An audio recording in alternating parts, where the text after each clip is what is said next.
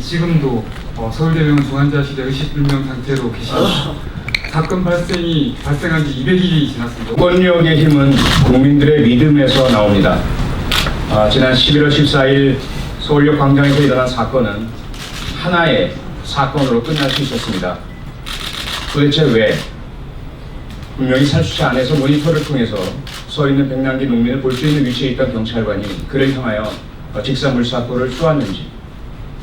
안녕하십니까. 백남기 농민 큰딸 백도라지입니다. 저는 이런 한 명을 상하게 한 범죄 사건이 왜 6개월이 지나도록 수사조차 안 되고 있는지 이해할 수가 없고요. 수창은 말씀하신 대로 우리나라 검찰, 경찰의 수사력이 이 정도밖에 안 되는가 회의가 됩니다. 다른 사건들처럼 범인을 잡으러 가야 되는 것도 아니고 그 가해자들은 멀쩡하게 아직도 경찰에서 승진까지 하면서 근무 잘만 하고 있고요.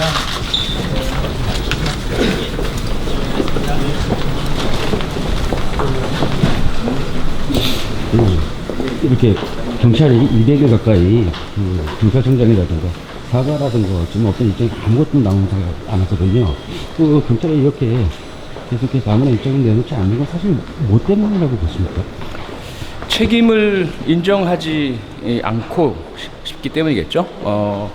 우선 도의적이고 인간적인 예로라도 병원을 찾고 피해자에게 사과하는 것이 인간적인 도리죠. 그리고 어떤 법적 책임은 변론으로 하고 교통사고에서도 그렇듯이 무조건 잘못했다, 미안하다, 죄송하다, 쾌유를 빈다, 이런 도의를 분명히 다 해야죠. 하지만 그렇게 할 경우에 만약에 그것이 그 형사적인 책임을 인정하는 것으로 받아들이는 것이다라는 그런 어떤 두려움과 불안을 가지고 있는 것으로 보입니다.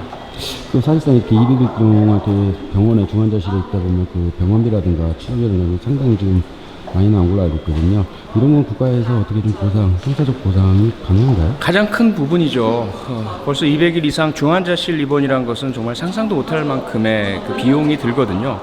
다행스럽게도 국민 여러분께서 성금을 보내주셔서 아직까지는 겨우겨우 그 비용 마련이 되고 있는 것으로 알고 있습니다. 하지만 실제로 이 사건은 국가의 공권력 사용 과정에서 발생한 그 사고이고요. 그에 따라서 발생하는 이 비용은 국가가 부담을 해야죠. 우선 책임자에 대한 그 수사와 또 형사적인 책임 부과는 변론으로 치더라도 이러한 사고 발생에 대한 책임은 국가가 져야만 하는 것이 일반적인 상식에 부합하고요. 다만 우리가 이러한 손실보상법에 대한 정비가 잘 안 되어 있는 부분도 있지만 그런 입법의 문제는 변론으로 치더라도 국가가 얼마든지 책임을 질 수 있는 부분은 있습니다. 이 정권에서 지금 경찰이 어떤 사과라든가 입장을 내는 거라고 보십니까? 글쎄요, 국회가 열심히 노력해봐야 되겠죠. 청문회를 통한 압박이라든지 진상조사 촉구 그리고 사죄 요구 해봐야 되겠지만 결국은 그러한 부분들을 실제로 행하느냐 마느냐는 권력의 의지라고 봐야 되겠죠. 그런데 현 정권 하에서 그러한 의지가 발동되리라고 기대하기는 좀 어려울 것 같습니다. 그래서 저희들은 최대한 노력을 가해서 현 정권 하에서 노력을 다 하겠지만 그 정권 교체를 반드시 이뤄내서 이 백남기 농민 사건, 세월호 사건, 그리고 지금 정은호 게이트, 김학의 사건 권력의 힘으로 누르고 진실을 묻어두고 밝혀지지 못하도록 회방농 이 모든 사건들의 진상을 반드시 다 밝혀내도록 최선 다하겠습니다.